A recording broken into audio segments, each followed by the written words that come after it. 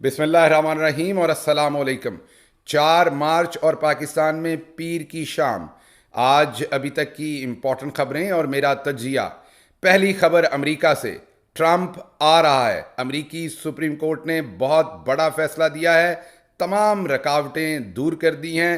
Trump अब ballot paper पर होगा और बैलेट पेपर पर हुआ तो प्रेसिडेंट बाइडन 10 दफ़ा भी इलेक्शन लड़के ट्रंप को नहीं हरा सकता। ट्रंप आ रहा है, इसकी पाकिस्तान के ऊपर गहरी रेमिफिकेशंस हैं, इम्प्लीकेशंस हैं, तफसील से आपको बताएंगे। दूसरी खबर, इलेक्शन कमीशन ऑफ पाकिस्तान ने आइन तोड़ दिया। पाकिस्तान तहरीक इंसाफ से खवातीन की सीटें छीन ली और माले गनीमत मानकर उन सीटों को नून लीग, पीपल्स पार्टी और दूसरी जमातों में बांटने का फैसला किया। आर्टिकल 6 आज नहीं तो कल इलेक्शन कमीशन पर अब लगना वाजिब हो गया, ज़रूरी हो गया, इससे बचा नहीं जा सकेगा। तफसील सामने रखेंगे। आज कौमी असम्बली के फ्लोर पर बैरिस्टर गौहर ने धूम बचा के रख दी, बेहतरीन तकरीर की, सुनने के काबिल हैं। 3-4 मिनट आपको कोशिश करेंगे उसमें से कुछ कमेंट्स उनके सुनवाएं। और महमूद खान अचकजई और असद कैसर ने तकरीरें की और उनकी तकरीरों पर पाबंदी लगा दी गई, मतलब मीडिया पर नहीं दिखाई गई। असद कैसर ने बताया कि उनको कैसे मजबूर किया जा रहा था कि वो तहरीक इंसाफ को छोड़ दें और एक मुख्तलिफ अपनी ज़ाती पार्टी बनाएं, नई पार्टी बनाएं। जैसे ही उन्होंने ये बात की, उनकी तकरीर दिखाने पर पाबंदी लगा दी। कुछ और ख़बरें भी आपके सामने तफसील रखेंगे। अब चलते हैं ख़बरों की तफसील की तरफ, लेकिन उससे पहले आपको याद करवा दूं कि अगर आपने अभी तक इस चैनल को सब्सक्राइब नहीं किया तो ज़रूर कीजिए, ताकि आप हमारी आवाज़ मजबूत कर सकें और ये दूर तक जाए। पहली खबर आपके सामने हम रखेंगे और वो है प्रेसिडेंट ट्रंप की तमाम रुकावटें दूर। सुप्रीम कोर्ट, अमरीकी सुप्रीम कोर्ट ने बहुत बड़ा फैसला दिया है और ट्रंप की तमाम रुकावटें दूर कर दी हैं और ट्रंप आ रहा है। आप सोच रहे होंगे ये खबर आपके लिए क्यों अहम है, अमेरिका में ट्रंप आ रहा है, इससे पाकिस्तान का क्या लेना देना है? नहीं, इस खबर की आपकी ज़िंदगियों पर गहरे असरात होंगे, गहरी रेमिफिकेशंस होंगी और वो मैं आपको बताता हूं कैसे। यूं तो हमेशा ही पाकिस्तान की किस्मत के फैसले बदकिस्मती से अमेरिका में होते रहे हैं। अमरीकी चौधरी निज़ामुद्दीन और हमारा चौधरी निज़ामुद्दीन मिलकर आपकी किस्मत के फैसले करते हैं और ज़्यादातर औकात में अमरीकी चौधरी निज़ामुद्दीन अपनी राय आपके ऊपर थोप देता है और ये फैसले हमेशा अवाम की अमंगों के खिलाफ होते हैं। लेकिन आज हम आपको जो बता रहे हैं फैसला अमरीकी सुप्रीम कोर्ट का, अब इसके बाद अगर ट्रंप आ गया, जो कि मुझे आता हुआ नज़र आ रहा है, मुझे 10 दफ़ा भी प्रेसिडेंट बाइडन दोबारा आके इलेक्शन लड़ें तो मेरा ज़ाती तज्जिया है वो ट्रंप को किसी सूरत हरा नहीं सकते, क्योंकि वो वीक भी हैं, वो इनकम्पिटेंट भी हैं और वो इनडिसाइसिव भी हैं। इसलिए प्रेसिडेंट बाइडन के पल्ले कुछ मौजूद नहीं है ट्रंप को हराने का किसी भी सूरत। अब आप सोचते होंगे कि ट्रंप के फिर आ जाने से हमारी किस्मत पर क्या असर पड़ना। तो मैंने जैसे पहले कहा कि पाकिस्तान के फैसले अमूमी तौर पर अमेरिका में होते हैं। अगर प्रेसिडेंट ट्रंप आ गया फिर भी पाकिस्तान का फैसला, अमेरिका में कोई ना कोई फैसला ज़रूर होना है। लेकिन इस बार इस बात की तवक्को ज़्यादा की जाएगी कि अगर प्रेसिडेंट ट्रंप दफ्तर में बैठा हुआ प्रेसिडेंट के तौर पर, तो जो अमेरिका में पाकिस्तानी निज़ामुद्दीन को कन्वे किया जाएगा यहाँ से बड़े निज़ामुद्दीन का फैसला, वो शायद पहली बार या एक आध बार पहले हुआ होगा, लेकिन मुझे तो लग रहा है पहली बार, वो शायद पहली बार ऐसा फैसला होगा जो पाकिस्तान की आवाम की अमंगों के मुताबिक होगा। आपको सिंक्रोनाइजेशन नज़र आएगी अमरीकी बड़े निज़ामुद्दीन और पाकिस्तानी अवाम के दरमियान में। और ये पाकिस्तानी चौधरी निज़ामुद्दीन के लिए आज अमरीकी सुप्रीम कोर्ट का फैसला ऐसे ही होगा जैसे पाकिस्तान की सुप्रीम कोर्ट ने पाकिस्तान के चौधरी निज़ामुद्दीन के खिलाफ फैसला दे दिया। कांप रहा होगा पाकिस्तानी चौधरी निज़ामुद्दीन, क्योंकि उनको अब नज़र आ रहा है कि प्रेसिडेंट ट्रंप जो है वो आ रहा है। तो ये बहुत बड़ी डेवलपमेंट है अगर अमेरिका के हिसाब से देखें। सिर्फ आपको इसका थोड़ा सा बैकग्राउंड बता दूं, फिर अगली खबर पर हमने चलना है कि अमेरिका में हर जो रियासत होती है उसकी एक अपनी सुप्रीम कोर्ट होती है। जैसे पाकिस्तान में हर सूबे की एक हाई कोर्ट होती है, वहाँ हम उसे हाई कोर्ट कहते हैं। यहाँ पर वो रियासत की सबसे बड़ी अदालत को रियासत की सुप्रीम कोर्ट कहते हैं। तो कोलोराडो एक स्टेट है, रियासत है अमेरिका की, उसकी जो हाई कोर्ट या यहाँ पर उसे सुप्रीम कोर्ट ज़ाहिर है कहा जाता है, पाकिस्तान के हिसाब से आप हाई कोर्ट समझिए, उसकी जो सुप्रीम कोर्ट थी उसने ये फैसला दिया था कि क्योंकि वो जो अमेरिकी पार्लियामेंट के ऊपर लोगों ने हमला किया था, और अमूमी तौर पर यहाँ पर ये कहा जाता है कि वो ट्रंप के उकसाने पे किया था। तो कलोराडो की जो सबसे बड़ी अदालत थी रियासत की, वहाँ की सुप्रीम कोर्ट, उसने ये फैसला दिया था कि ट्रंप जो है वो इंसरेक्शन में जो है उसकी इन्वॉल्वमेंट पाई गई है लोगों को उकसाने की वजह से। और सिविल वॉर के वक्त जो अमरीकी आइन के अंदर एक अमेंडमेंट की गई थी और उसमें सेक्शन 3 डाला गया था, जिसमें यह कहा गया था कि ऐसे तमाम लोग जो बगावत इंसरेक्शन के मुर्तकब हुए हों, वो कोई भी सरकारी ओहदा, सरकारी अफसर, सरकारी ओहदा नहीं रख सकते। अमरीकी सुप्रीम कोर्ट ने यह फैसला किया कि ये फैसला कलोराडो की सुप्रीम कोर्ट नहीं कर सकती। आप दोबारा मैं समझा रहा हूं कि जो कलोराडो की सुप्रीम कोर्ट है वो अमेरिका की सुप्रीम कोर्ट के नीचे है, जो पूरे अमेरिका की सुप्रीम कोर्ट है। तो अब अमेरिका की सबसे बड़ी अदालत ने यह फैसला दिया है कि कलोराडो की सुप्रीम कोर्ट ये फैसला नहीं कर सकती थी। ये फैसला सिर्फ अमेरिकी पार्लियामेंट, मतलब अमेरिकी कांग्रेस कर सकती है, और ट्रंप को उन्होंने क्लियर कर दिया। कलोराडो का फैसला देखते हुए अमेरिका के अंदर 2 और रियासतें, एक रियासत जिसका नाम मेन है और दूसरी रियासत इलिनॉय, उन दोनों रियासतों ने भी कमर बांधी हुई थी ट्रंप के खिलाफ फैसला देने में, और वो इंतजार कर रहे थे इस फैसले का अमेरिकी सुप्रीम कोर्ट के। गालिबन 13 या 14 मार्च को प्राइमरी होनी है अब कलोराडो में, जिसमें ट्रंप शामिल होगा और वो इस रेस में वाज़े तौर पर अमेरिका के अंदर जीतता हुआ नजर आ रहा है। प्राइमरी का मतलब है कि ट्रंप इस वक्त जो बुनियादी टिकट है रिपब्लिकन पार्टी की, उसका ये इलेक्शन होना है अभी 13-14 तारीख को, जिसमें ट्रंप ओवरवेलमिंगली पहले ही जीत रहा है, उसको कोई ट्रबल नहीं। और फिर नवंबर में जाके अमरीकी सदारत का इलेक्शन होगा, जिसमें मुझे कहीं कोई प्रॉब्लम नज़र नहीं आ रही ट्रंप के जीतने की। ट्रंप इमरान खान का ज़ाती तौर पर एहतराम करते हैं, उन्हें ज़ाती तौर पर पसंद करते हैं, और जब ट्रंप दफ्तर में थे तो अमेरिका और पाकिस्तान के आखिरी 2 सालों में मिसाली रिलेशनशिप थे। ट्रंप और प्राइम मिनिस्टर इमरान खान के मिसाली रिलेशनशिप थे, दोनों के अंदर बहुत ही बेहतर कम्युनिकेशन का तरीका भी मौजूद था, और दोनों के एक दूसरे के साथ एहतराम के जज्बात भी थे। ये एक बहुत ही बेहतर डेवलपमेंट होने जा रही है। जाहिर है पाकिस्तान कभी भी अमेरिका के अंदरूनी मामलात में मुदाखलत नहीं करना चाहेगा, ना करेगा। हम सिर्फ आपके सामने तबसरा दे रहे हैं जो मेरा तबसरा है। मुझे लग रहा है कि अगर ट्रंप ऑफिस में होंगे तो पाकिस्तान के अंदर जो इस वक्त अवाम की अमंगों के फैसले के खिलाफ फैसले चौधरी निज़ामुद्दीन कर रहा है, और इस वक्त अमूमी तौर पर उसे अमेरिका की थपकी भी समझा जाता है, उसके पीछे अमेरिका की इंडोर्समेंट भी समझा जाता है, ये नवंबर के बाद नहीं रहेगी।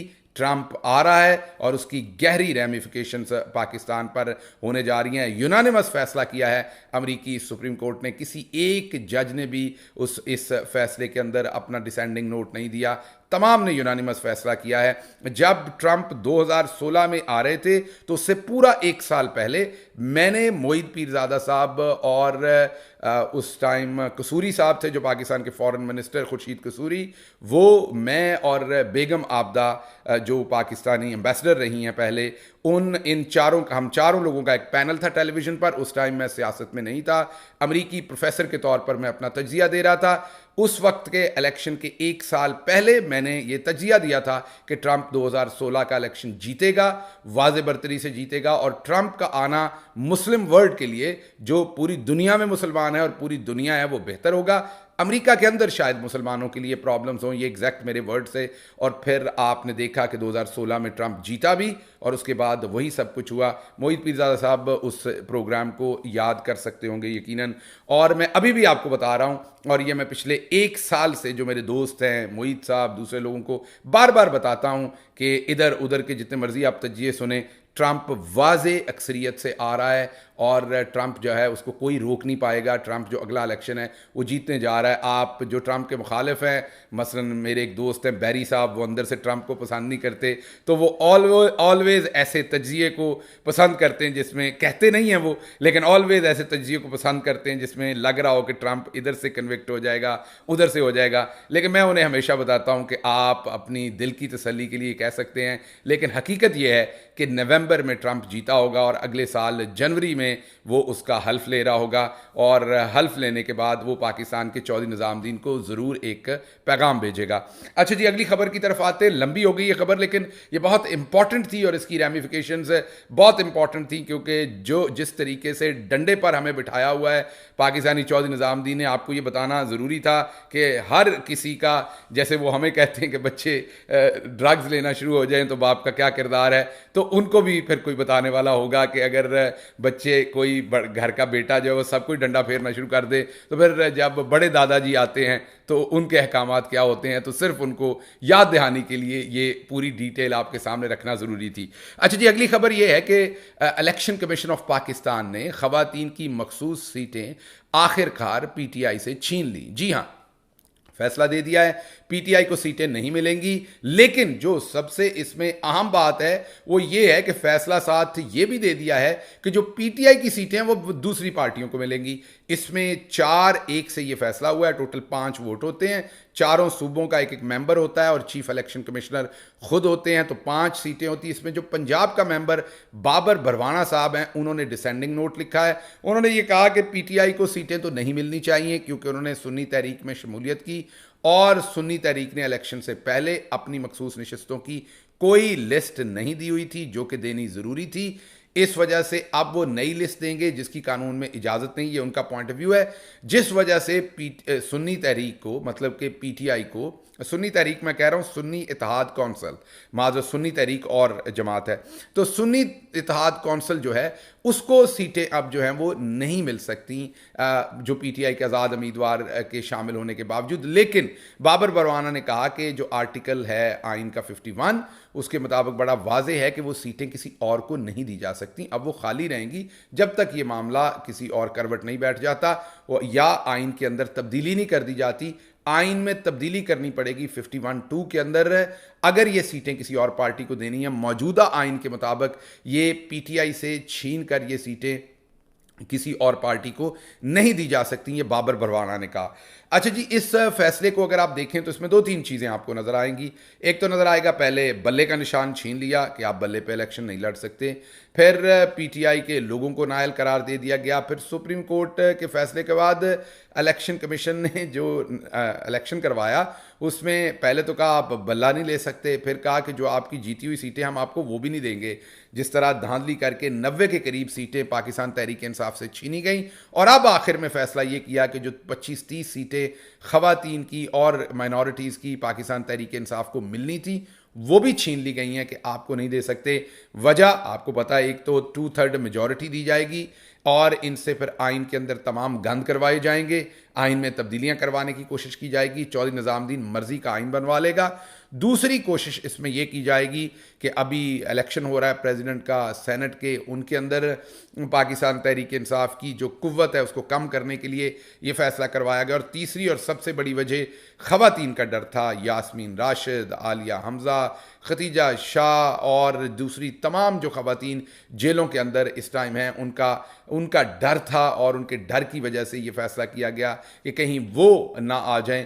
इमरान खान को एक पैगाम भी दिया गया था इनडायरेक्टली कि कुछ ख़वातीन के नाम अगर निकाल दें तो फिर शायद चौधरी निज़ामुद्दीन रीथिंक कर ले, शायद वो दे दे आपको मखसूस सीटें। लेकिन जो ख़वातीन उनको बहुत बुरी लगती हैं उनके नाम लिस्ट से अगर निकाले जाएं तो फिर ये सोचा जा सकता है।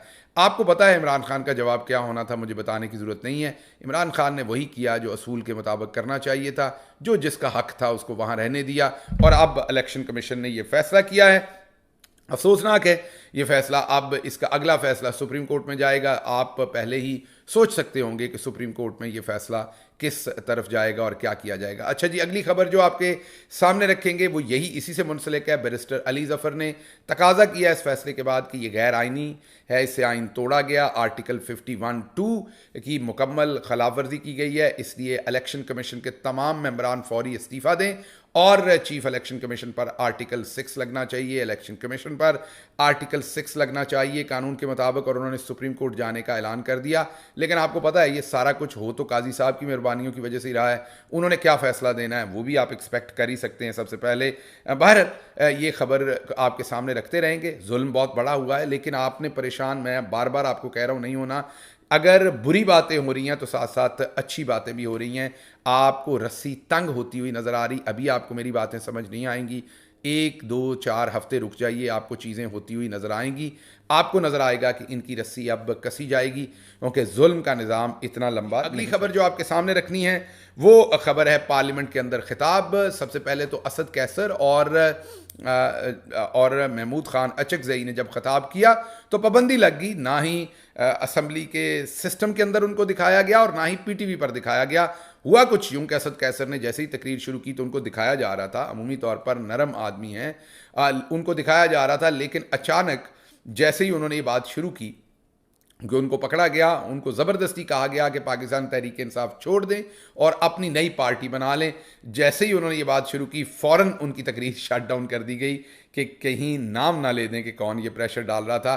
प्रेशर, हामिद मीर साहब ने लिखा है कि प्रेशर डालने वाला बहुत मोहतात है। जी हाँ, जो चौधरी निज़ामुद्दीन है वो बहुत मोहतात हैं, किसी सूरत भी अपना नाम नहीं आने देना चाहते किसी काम में। उनको अपनी बुरी शोहरत से बहुत परेशानी है, वो कभी भी अपनी शोहरत जो है उसे किसी बुरे काम से मुंसलिक नहीं होने देना चाहते। फिर ये समझ नहीं आती कि बुरे काम करते क्यों हैं। आई कंप्लीटली अंडरस्टैंड कि कोई भी इदारा जो है वो बुरी शोहरत अपने साथ मुंसलिक नहीं करना चाहता और ये नहीं करनी चाहिए और बुरी बात भी है।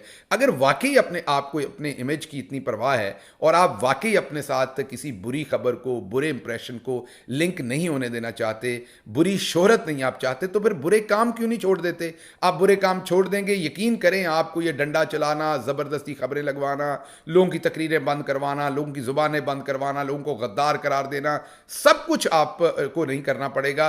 सिर्फ आपको एक काम करना पड़ेगा, आपको बुरे काम करना और उसके ऊपर झूठ बोलना बार बार कि हमारा सियासत में कोई लेना देना नहीं, ये छोड़ना पड़ेगा। एक दफ़ा छोड़ के देखिए, लोग नशा करते हैं उसको भी छोड़ने की कोशिश करते हैं, लोग छोड़ देते हैं। आई अंडरस्टैंड, ताकत बहुत बड़ा नशा होता है, इसकी एडिक्शन आपको हो चुकी है और लाभ मतनाही, बग़ैर एहतसाब के, बिला रोक टोक के, बिला शिरकत गैर आपको मुकम्मल इक़्तिदार और मुकम्मल ताकत का आपके मुंह को खून लग चुका है। लेकिन एक दफ़ा कोशिश कीजिए मुल्क कौम के लिए छोड़ने की, आप देखिएगा इसके कितने फ़वाइद होते हैं। बहरहाल जी, आज असद कैसर साहब और महमूद अचकज़ई की तकरीरों पर पाबंदी लगी, लेकिन वहीं पर बैरिस्टर गौहर ने भरपूर तकरीर की, खूबसूरत तकरीर की। चलते चलते आपको उनकी कुछ लाइनें सुनवाएंगे और इसके साथ ही आपको ये भी बताऊं कि आज का पंजाबी वीलॉग मेरे चंद बेहतरीन पंजाबी वीलॉग्स में से एक है, इसलिए उसको ज़रूर देखिए। उसमें मैंने मुकम्मल डिस्कस किया है कि नवाज शरीफ को कबूतरबाजी के नुकसानात क्या हुए हैं।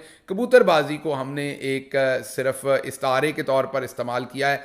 असल बात तो आपको ये बताइए कि नवाज शरीफ को कौन लाया, लंदन एग्रीमेंट कैसे था और अब नवाज शरीफ किस स्टेट ऑफ माइंड में और उनके साथ क्या हो रहा है, वो क्या सोच रहे हैं और आने वाले दिनों में वो क्या करने जा रहे हैं, उनके ऊपर इस टाइम क्या प्रेशर है और वो कितनी बुरी सिचुएशन में है, भाइयों के दरमियान में मामलात क्या हैं, एस्टेब्लिशमेंट ने इस बुरी तरीके से नवाज शरीफ को इस्तेमाल करके जैसे आम चूस कर फेंक दिया जाता है, इस तरीके से नवाज शरीफ के साथ ये क्यों किया, वो सूजे हुए मुंह के साथ पार्लियामेंट में क्यों बैठे हुए थे, उनके साथ ये सब कुछ क्या हुआ और आगे क्या होने जा रहा है, इस टाइम उनका स्टेट ऑफ माइंड क्या है। बहुत ही बेहतरीन तरीके से हमने गांव के, देहात के लोगों को पंजाबी में इस कॉम्प्लेक्स सिनारियो को कि ये सब कुछ क्यों हुआ, ये तो सब मिले हुए थे, आखिर इसका नतीजा ये क्यों निकला है, ये कंप्लीट सिनारियो कॉम्प्लेक्स खबर ब्रेक डाउन करके आसान अल्फाज में अपने गांव के लोगों को सुनवाई है। अब बैरिस्टर तो हमारा पंजाबी वीलॉग भी देखिएगा और बैरिस्टर गौहर की हम आपको आखिर पर तकरीर दिखा रहे हैं, उसको भी देखिए। शुक्रिया और पाकिस्तान जिंदाबाद। डेमोक्रेसी ऐसी नहीं है कि बकेन के दरख्त लगाए और आड़ू की पौधे का फिर आप तस्वर रखे कि आड़ू मिलेंगे। ये बकेन के दरख्त है, अवाम से इनके कोई उम्मीद नहीं है कि इनको आड़ू मिलेगा।